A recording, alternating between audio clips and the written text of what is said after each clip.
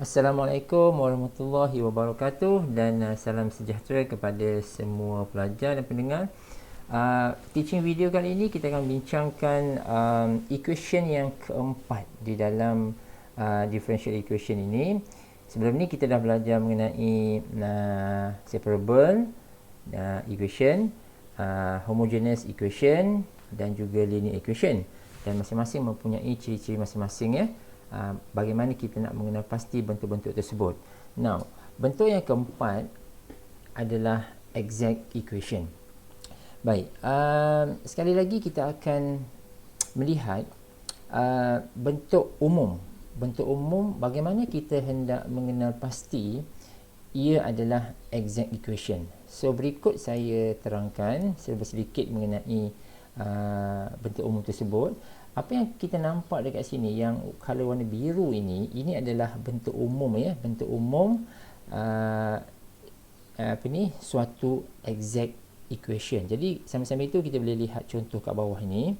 Kita buat comparison lah one to one dekat sini. Nampak So kalau kita perhatikan kan, so ini adalah satu function dx, lepas tu satu lagi function kat sini dy. So macam tu kan.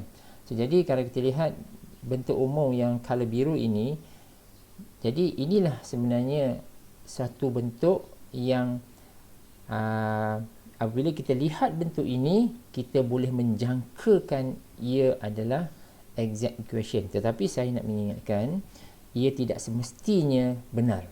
Ya, ini hanya panduan sahaja. Nanti kita lihat beberapa contoh di mana walaupun kita dapat melihat bentuk yang sedemikian, contohnya macam ni kan, tetapi dia sebenarnya bukan exact equation. Ini hanya panduan saja ya, panduan sahaja. Kalaulah kita nampak bentuk yang macam ni, maka kita dah dapat satu hint dekat situ, ia adalah exact equation. Sebab solution untuk exact equation sangat berbeza dengan equation yang lain, separable, homogeneous dan juga linear. Sangat berbeza. Dia ada cara yang lain. Okey. Selain daripada itu, kalau kita perhatikan, ini ada beberapa macam, dia bukanlah penting, tetapi notation yang digunakan, iaitu m dx, n dx ya. So m ini untuk subtopik ini, dia m ini kita akan gunakan, dia tak semestinya m lah. Mungkin ada buku dia buat k dengan l ke, tak kisahlah yang mana satu. Cuma yang penting adalah yang ini sentiasa merujuk kepada dx, n pula sentiasa merujuk kepada dy. Itu saja nak bagi tahu. Sebab kita akan secara konsisten kita akan menggunakan penggunaan m dengan n ini daripada mula sampai akhir. So m dia adalah dx, n adalah dy. Jadi kita boleh lihat ya, ini adalah satu benda yang saya nak terangkan. Lepas tu kita boleh lihat satu contoh dekat sini. Example, ini adalah satu contoh exact equation. Baik, tadi saya dah sebut, apabila kita nampak bentuk yang macam ni, kita dah boleh dapat satu jangkaan dia adalah exact equation. Tetapi belum tentu lagi ia benar. Okay? So, jadi macam mana kita nak tahu dia sebenarnya adalah exact equation? So, pasti ada cara yang tertentu untuk menunjukkan dia adalah exact. Sama seperti separable, homogeneous, linear dan sebagainya kan. Masing-masing mempunyai ciri masing-masing. Dan masing-masing mempunyai kaedah how to prove, how to show it is linear equation ke, homogeneous equation ke, separable equation ke. Now, kita deal dengan exact equation. Baik. Cara untuk menunjukkan dia adalah exact equation adalah dengan menggunakan formula ini. Nampak ni? Ini adalah terbitan separa ya. Terbitan separa, iaitu kita ambil m, kita ambil n, m dengan n, ingat ya, m tu kita dapat dari mana? Ini m di sini ya. M kita dapat daripada yang dx ni, iaitu inilah. Nampak tak mouse saya gerakkan sini kan? Ini adalah m tau ya. Yang ini adalah n. So sentiasa ingat, kalau m kita rujuk kepada yang dx tu, manakala n kita sentiasa merujuk kepada yang dy itu Okey. So jadi untuk menunjukkan dia adalah exact equation, kita kena buat terbitan separa. Kita ambil M, kita ambil N, tetapi kita buat d dy. Ya, d dy. Del y lah ya. Del y bagi M, kita cari apakah hasil dia. Lepas tu kita buat untuk N pula, tetapi untuk N kita buat del x, d dx lah. So macam tu. So kita dapatkan the left hand side, apakah jawapan dia. Kita dapatkan pula the right hand side, apakah jawapan dia, dan dia mesti sama. Kalau tak sama, maka dia nampak sahaja seolah-olah dia adalah exact equation, hakikatnya tidak. Ya, so maknanya kalau tidak, kita tidak boleh menggunakan sebarang pendekatan untuk mencari solution for exact equation. Clear ya? Baik, sekarang ni cuma jangan terbalik ya, jangan terbalik dekat sini sebab tadi saya bagi tahu ini adalah M, betul tak? Ini M, lepas tu ini N kan? Jadi M ini is for dx. Cuma apabila kita nak proof dia adalah suatu exact equation, kita guna d dy. Ya, kita guna d dy. Jangan pakai d dx pula. Bila nampak sini di sini dx kan, kita pun buat d dx. Bukan macam tu. Dia adalah sebaliknya. So for M dia adalah d dy, for N adalah d dx.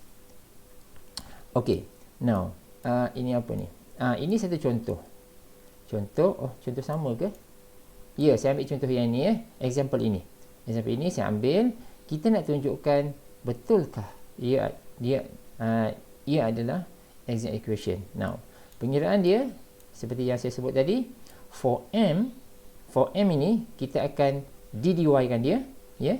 D dy kan dia. So kita akan dapat jawapannya sebagai 6y. So boleh lihat pengiraan kat sini, cara pengiraan dia. Harap masih ingat lagi.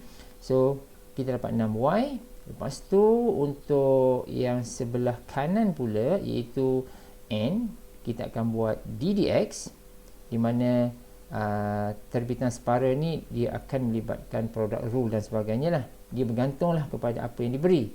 Kalau perlu product rule, kita guna product rule. Kalau ada misalnya quotient rule, kita akan apply quotient rule. So just be careful dekat situ. So pendek cerita, sebelah kanan ini d dx untuk N, kita dapat 6y juga. Kan sama kan? Kita dapat left hand side 6y, right hand side kita dapat 6y. Maka ini adalah exact equation. Okey, ini satu contoh lah exact equation. Baik, kita lihat beberapa exercise, tapi saya tidak akan menerangkan, menunjukkan solution dia. Saya akan bagi jawapan sahaja. Baik, ada 3 contoh dekat sini dan ada beberapa benda yang saya nak bagi tahu. Baik, yang color merah ini adalah M. Yang color biru itu adalah N. Cuma apabila kita dapat soalan, hati-hati. Kadang-kadang M dengan N ini mungkin sengaja disusun dalam keadaan terbalik agar cuma kita kena berhati-hati memilihnya. Contoh macam B dengan C. Ya, B dengan C ni kita kena alert lah. Kena alert yang M itu adalah bahagian ini. Ya, yang ini M ya. Pasal M adalah refer pada rujukan kita adalah yang dx. Ini adalah M. Yang N adalah kita refer pada dy. Ini N ya. So jangan terbaliklah. Jangan kita nampak jika kita diberi satu differential equation, terus kita ambil yang mula-mula ni adalah M, yang kedua ni adalah N. Tak semestinya. So kita kena lihat dulu yang mana dx tu adalah M, yang mana dy tu adalah N. So pemilihan ini kena betul. Ya, satu lagi saya sebelum saya terlupa, kejap. Yang ini nampak tak yang ni kan? Andai kata kan kita ada M dengan N kan? Kalau N ini berada di sebelah kiri. Ya. So cepat-cepat kita pindahkan N tersebut ke sebelah. Kalau N ini berada di sebelah kanan. Kalau N ini berada di sebelah kanan, misalnya kita tak nak situasi macam tu. So kalau n berada di sebelah kanan, kena cepat-cepat pindahkan n itu ke sebelah kiri. Biarkan belah kanan itu kosong. So dia akan menjadikan proses nak menentukan m dengan n kita menjadi lebih mudah, sebab mungkin ada tata tanda negatif yang kita perlu pertimbangkan. So yang ini saya dah beri panduan sedikit, yang mana satu m, yang mana satu n. Jadi nampaknya function kat sini mungkin ada yang senang, ada yang susah dan sebagainya kan. Yang itu kita tak boleh elak lah. Kalau dia senang, kita bernasib baik. Jika function itu susah, kita kena buat pelan-pelan sampai dapat. Jadi proses dia masih lagi sama. Untuk yang m ini kita akan buat d dy. Untuk yang n ini kita akan buat d dx. So saya mohon semua cuba yang ini. Jawapan untuk exercise ini hanya B sahaja yang exact equation. Okey, hanya B sahaja yang exact equation. A dengan C bukan exact equation. Jadi ini menunjukkan walaupun bentuk ini seolah-olah exact equation untuk A, B dan C, tetapi sebenarnya tak semestinya berlaku. Jadi dalam kes ini A dengan C bukan exact equation, hanya B sahaja. Okey, so itu adalah jawapan dia. Sekejap, check balik. Okey, hanya B sahaja yang exact equation. A dengan C bukan exact equation. Baik. Dalam situasi yang lain, soalan mungkin bertanyakan tentang ini. Okey, habis yang itu ya. So, some question require to find constant provided that they are exact equation. Right. So mungkin ada situasi soalan-soalan yang bertanyakan mengenai bentuk yang macam ni. Jadi bila kita nak dapatkan some constant pada exact equation, apa yang perlu kita buat adalah kita akan buat comparison. So idea dia adalah kita akan buat comparison yang ini. So maksud dia mula-mula kita kena dapatkan lah. Kena dapatkan untuk M, kita akan d dy kan M, kita equalkan dengan d dx untuk N. Kita buat proses ini, proses sama seperti kita nak menentukan dia adalah exact ataupun tidak kan. Buat ini dulu. Apabila kita dah buat ini, maka identify the constant and compare to the similar variable at both side. Kita compare je lah. Bila kita dah buat sebelah kiri ni sama dengan sebelah kanan, maka kita dah boleh start compare pada variable yang berkenaan, yang sesuai lah. Baik, kita lihat satu contoh kat sini. Contohnya macam ni. Ini saya bagi contoh je lah ya.